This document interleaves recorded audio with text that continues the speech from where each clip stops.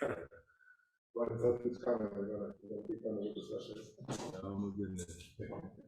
Is both teams gonna be undefeated on October 30? Hope so. We were trying to figure it out yesterday. I think this is the first time in like 40 years that they're gonna both be top 10. Wow. And they keep winning, so. Wow. We'll see. Jim Harbaugh proving them wrong. All right. Is there an update on 𝐒𝐂𝐈𝐀𝐋 ankle? Yeah, it's about the same. He still has some fluid on his ankle, and we're going to be cautious. It's disappointing just because of the fact that this time was really to integrate him and get him going, and he's missed a lot of time. So, no matter how many miles you ride on that bike or you're on the sideline or swim in the pool, it doesn't duplicate being on the court, getting the reps. And I feel for the young man because he wants to be out there, but his body's not letting him. But hopefully his basketball IQ will help him come back quicker. But again, like I told everybody, again, the ability for this group is availability. So he's working hard to get back in, and everybody that's got nicks and bruises and not injured, they got to really work because we got some quality people in front of them, and the availability part is going to be important. So does that mean he's definitely out for him or not going to play? I would say close to it. I'm making it. Nobody's told me that, but if he couldn't go today, I don't see him miraculously coming around and being ready to go tomorrow. He's going to need a couple of 3 practices, or I would say 2 or 3 practices under his belt before he's ready to roll. It's the same thing with Frank, probably. I would say it's probably the same thing with Frank. I mean, just to make sure that those guys are ready and healthy.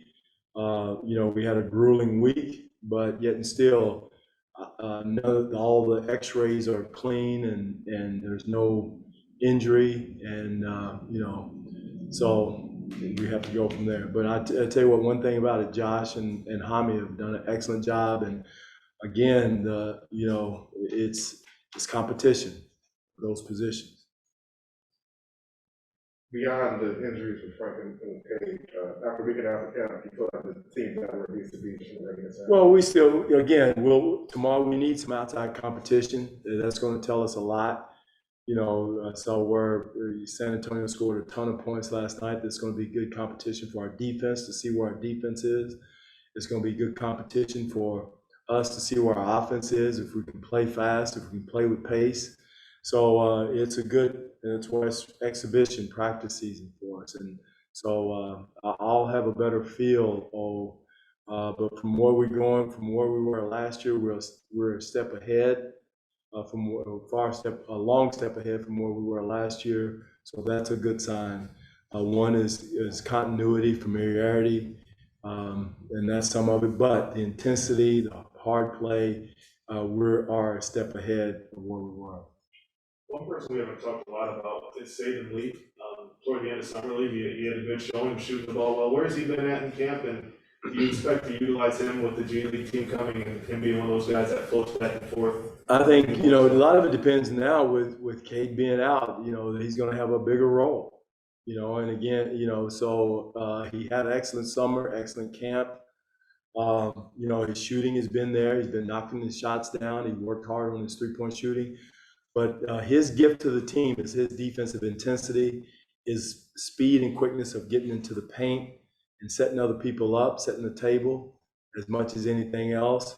And right now, his 3-point shooting would be gravy if teams want to go under on him. But I think that's got to be his first focus, is playing the point guard position like a quarterback, setting the table, talking, communicating, make sure everyone is in the right position. And I think that's one step that he has to make in his growth.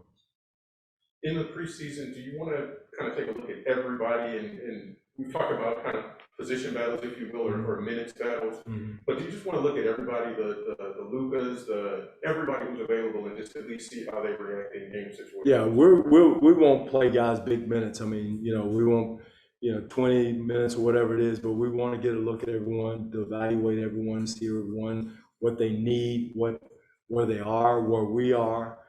So there's, there'll be opportunity for everyone because one, we're down numbers, with Frank out, with Cade out, with whoever else, Livers is out. So we're really down some numbers as far as,